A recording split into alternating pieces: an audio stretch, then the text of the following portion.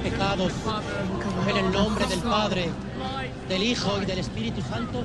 11th century Europe was ruled by the Church, which held a firm grip on the hearts and minds of the people.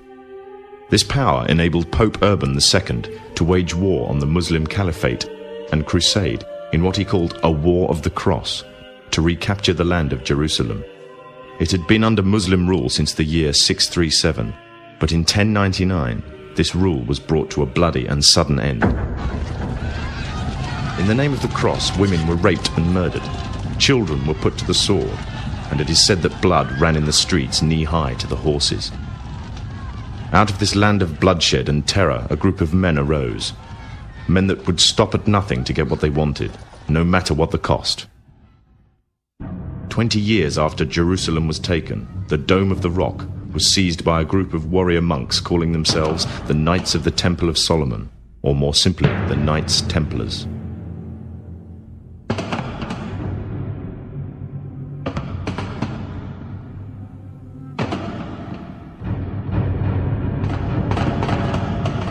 In Jerusalem, the Templars began to deviate further and further away from the practices of Christianity. They learnt the secret arts of the Kabbalah, an ancient form of Jewish magic, along with its dark rites and rituals. The Jews had learnt the arts from the pagans of ancient Egypt during the times of enslavement to the Pharaoh, and developed them into Babylon at the time of Nebuchadnezzar. In 1307, King Philippe of France arrested them for charges of denial of Christ, homosexuality, and idol worship, as well as magic. In 1314, Pope Clement V declared all Templars as heretics to Christianity, ordering all their properties to be seized. Their leader, Jacques de Molay, was captured and burnt to the stake.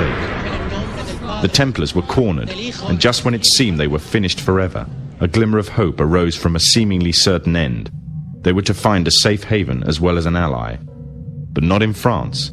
In fact, in a country in a desperate struggle for independence against the English, the country of Scotland.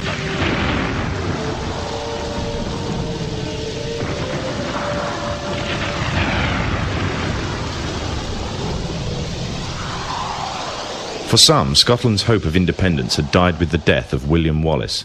However, to the King of Scotland, Robert the Bruce, the arrival of the Templars gave him a new secret weapon.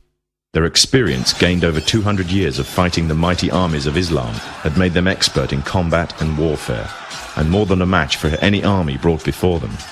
In 1314, the Templars, allied with Robert the Bruce and his army, took to the fields of Bannockburn in the long-awaited showdown with the English. Robert the Bruce's foresight paid off. The 25,000-strong English army suffered a humiliating defeat at the hands of only 6,500 men. The dream of an independent Scotland had finally been achieved. The Templars had brought themselves back from the brink of destruction, and never again would they allow themselves to be destroyed. This time they would control the country by controlling its kings, and in order to preserve their secret order, the Templars would have to die, or more precisely, the name would have to die.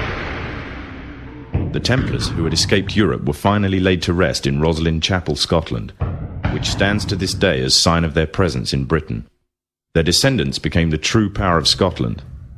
In 1603, the death of Queen Elizabeth I left England without an heir to the throne. By virtue of descent, King James V of Scotland became King of England. In doing so, Scotland and England joined to form a new kingdom, and the power that the Templars held over Scotland spread to give them a firm grip on the whole of Great Britain. For over 100 years, the Templars concealed their activities, fading into the background until they were little known and little remembered. However, they did not cease to keep a firm grip on Britain. All the time they were planning, regrouping, and infiltrating positions of power in all corners of the kingdom. In 1717, the Templars made their reappearance in Europe. They had grown in both number and strength, and were now ready to coin a new identity, free from their reputation of the past, and given credibility by none other than the monarchy and aristocracy of England. And the name they chose for themselves was a name that would be known by many, but understood by a few. This new name, the Freemasons. The new identity and the grandeur of its members afforded the Masons with respect and dignity.